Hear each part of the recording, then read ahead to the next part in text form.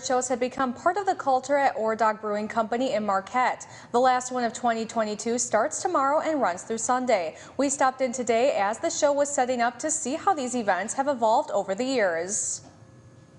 Jeff and John's record shows have been a community favorite since the beginning back in 2013. We weren't sure if anybody was going to come.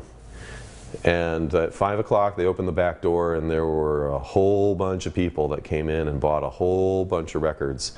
And we were pleasantly surprised, and so it's really built on that. What started as a one-day event with a few tables has transformed into a 4-day celebration of new and vintage music. So the demand is there. People really love records. I think it's a good event for people to come and hang out and experience something that isn't as easy to find anymore. From his vinyl beginnings with a high school job in Marquette, Jeff Walker turned his passion into a career. I worked in record stores.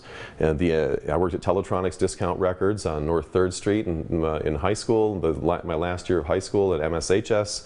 I worked at a very famous record store in Ann Arbor while I was in college called School Kids Records. That's sadly no longer there.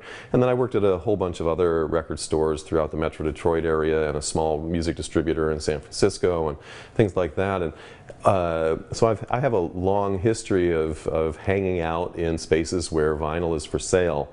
Walker says the events are an opportunity to build community. One of the best things that's come out of this is making a lot of new friends and reconnecting with old friends. I grew up in Marquette and I see people here at these events that I've known my whole life.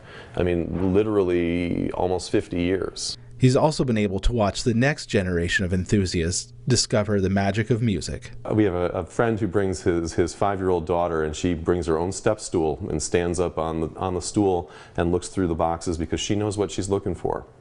And I never saw that in all the years of record retail. It's a tradition he hopes to continue for years to come.